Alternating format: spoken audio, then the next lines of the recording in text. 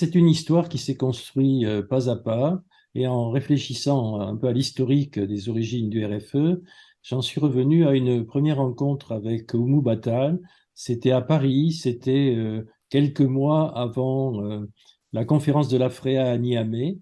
Oumou, à qui je rends hommage parce qu'elle a joué un rôle extrêmement important dans la structuration du RFE et de ce réseau, nous avait demandé si nous pourrions venir dans la conférence de l'AFREA, assurer une présence francophone. Et je pense que c'est cette rencontre qui a été un déclencheur d'une prise de conscience. Et suite à ces premiers contacts de 2006-2007, il y a eu effectivement d'autres événements qui ont permis de peu à peu de structurer un réseau. Il y a eu notamment, lors des Journées européennes de l'évaluation que la SFE avait organisées à Strasbourg, nous avions invité des représentants de plusieurs pays francophones et nous avons fait une déclaration commune dans l'hémicycle du Parlement européen en faveur de la structuration d'un réseau francophone. Il a fallu du temps, en fait, pour que, arriver à la formalisation de février 2013, c'est-à-dire à cette signature de la charte fondatrice du RFE à l'OIF, s'est posé très vite la question comment on allait pouvoir faire vivre le RFE, et est venue assez vite la proposition qu'il fallait que l'on crée régulièrement des événements francophones qui permettent de mobiliser à la fois les évaluateurs de l'espace francophone, mais aussi les pouvoirs publics autour de la question de l'évaluation.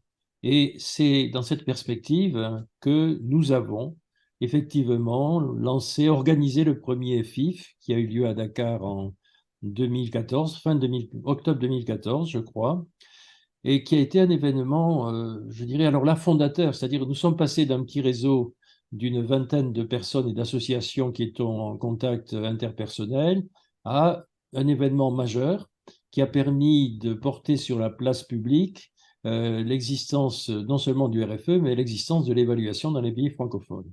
La première chose qui me vient, c'est que l'histoire du RFE, c'est une aventure humaine. Et c'est aussi l'aventure d'une énergie considérable qui a été investie par plusieurs d'entre nous dans l'organisation des FIF.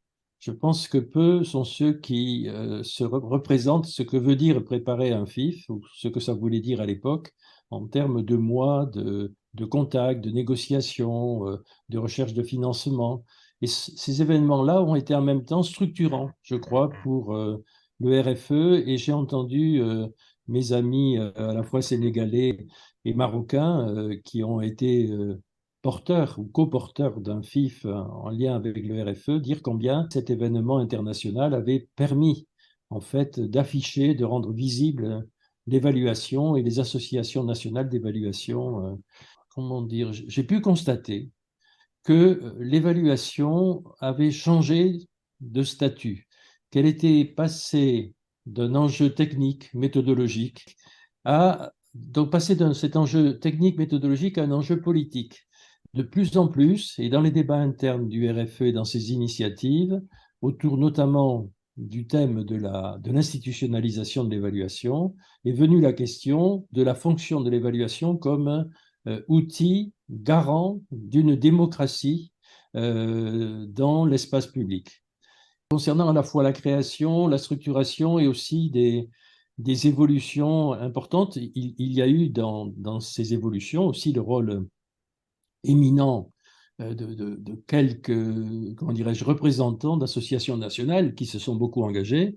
Oni faisait tout à l'heure dans sa capsule mention de Marie Gervais, à laquelle je veux aussi rendre hommage, qui s'est dépassée sans compter pour appuyer les associations nationales d'évaluation et faire le lien entre les avancées de la culture canadienne en évaluation avec les avancées plus timides de l'évaluation dans les pays francophones. Un des souhaits, mais qui me semble être déjà une réalité, c'est que le RFE garde sa vitalité. Sa vitalité, et il me semble qu'elle est présente dans la capacité à se renouveler, à renouveler ses instances. Donc, le renouvellement, il me semble qu'il est en cours et je suis allé avec grand plaisir participer au FIF de Luxembourg cet été. J'ai constaté un fort renouvellement en fait des participants. Peut-être un autre souhait serait, et je ne sais pas s'il est réaliste, mais La francophonie ne se limite pas aux quelques pays qui aujourd'hui sont dans le RFE ou sont actifs. Peut-être y a-t-il d'autres espaces francophones à explorer qui peuvent offrir aussi au RFE une possibilité de développement. Et enfin, mais c'est Louise Picard qui l'évoque dans son témoignage, effectivement, à travers ces sociétés nationales et le soutien que le RFE leur a apporté et leur apporte encore, c'est la question de la place de la société civile dans le débat public. Et voilà ce qui me semble être à la fois quelques éléments d'histoire et quelques souhaits d'avenir, mais je garderai vraiment ce sentiment que nous sommes passés en 10 ans de préoccupations techniques et méthodologiques à des préoccupations beaucoup plus d'ordre politique et démocratique.